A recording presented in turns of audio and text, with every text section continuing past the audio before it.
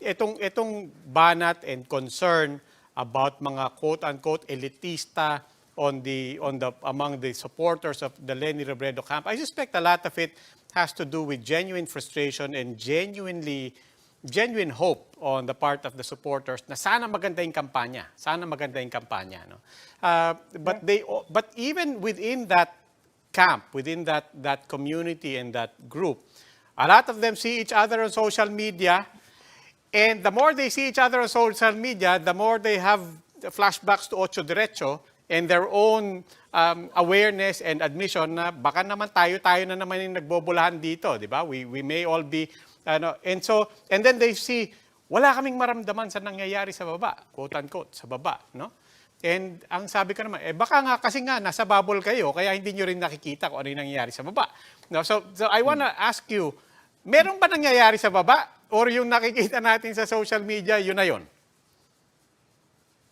Well, meron naman, no? Our chapters are telling us, ito yung mga personal experience nila na people na hindi naman dati identified as Dilaw or DDS have approached them. Kasi sakali naman, malinaw naman, ito yung latag namin. We are liberal.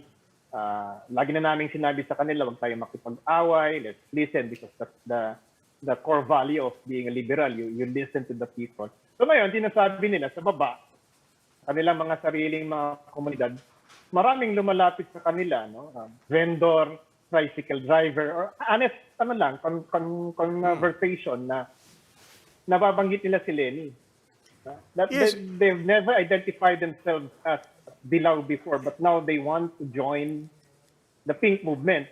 Kasi kinaklaro lang namin. Kasi paano yung logistics ng campaign? Yung fundraising?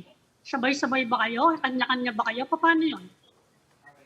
Right now, I'm not privy to the details of the campaign. But ang sinabi lang kasi sa amin ni Ma'am Leni is it will be a very non-traditional, non-conventional campaign. And there's going to be a lot of crowdfund sourcing. So yun pa yung binanggit niya. So, and then a lot of talking to different sectors with a lot of clear agendas, no? A lot of clear progressive agendas. So, kaya nga sinabi niya na this will be also citizen-led because we don't have a lot of big business behind us and we don't have a lot of big political names behind us.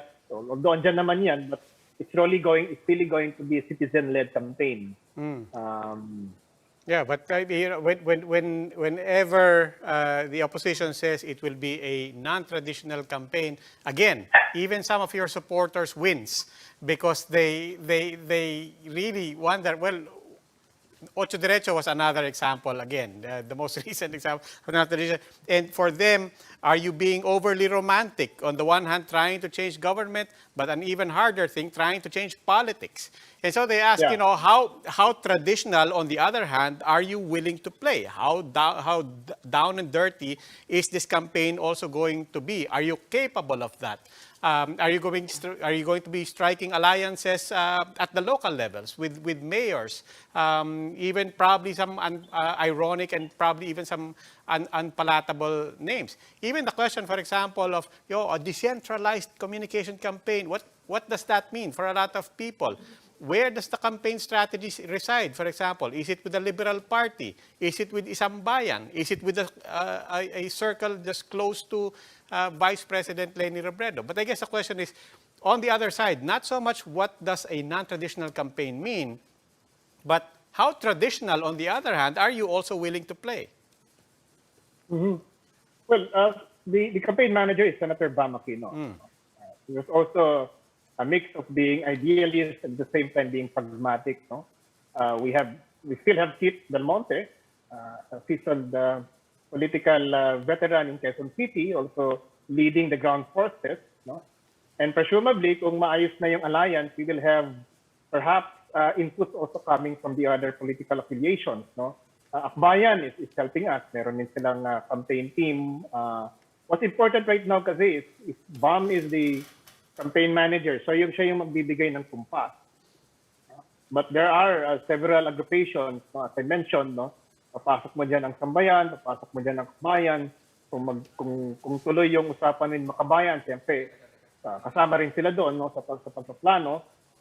But we know where LP lies because sabi ko nga, we're always going to be at the back, center, and front because we have our local politicians, our chapters. Our chapters are the non-traditional face of the campaign of LP kasi ano to talagang mga pangkaraniwang mamamayan.